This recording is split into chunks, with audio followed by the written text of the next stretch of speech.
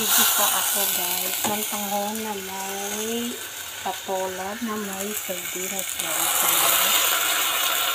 Naggisa ako guys ng bawang sibuyas, kamatis, nilagyan ko ng guys ng carrot, tapos may mga seasoning ko dito guys. Ayan, black pepper.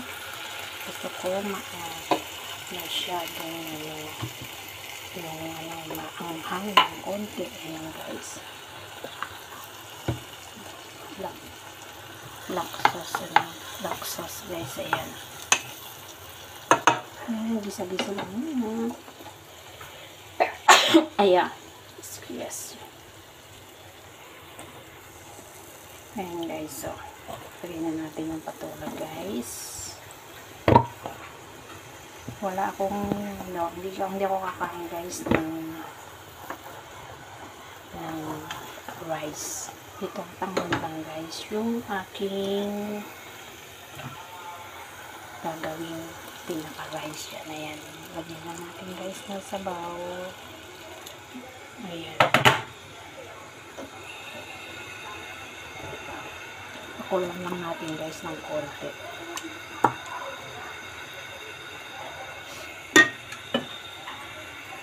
Cover lang. Tapos after few minutes na kumulo siya guys, kasi mabilis naman maluto ang patola guys. So yung tanghong din guys mabilis maluto. So pagka nakumulo na yung sabaw guys, lalagyan na natin yung tanghong at seasoning guys. Ayan, meron akong seasoning guys na salt, chicken powder, tapos black peppers, black soy sauce. Ayan, may sardinas din po ako guys na sinuhog. Ayan guys, kumukulo na siya. So lagay na natin guys ang tanghon.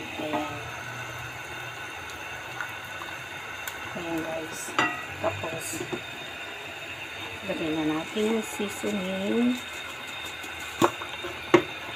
salt, haluin.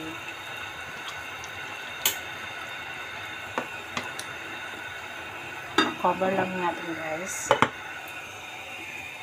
And then after a few minutes, mga 5 minutes guys na pakuluan, and then done na po ang aking sutanghon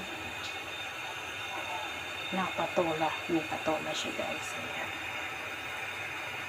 And guys, ito na guys, hindi pa ganang luto yung patola guys. Ayan, kain tayo. Yummy. Ayan guys.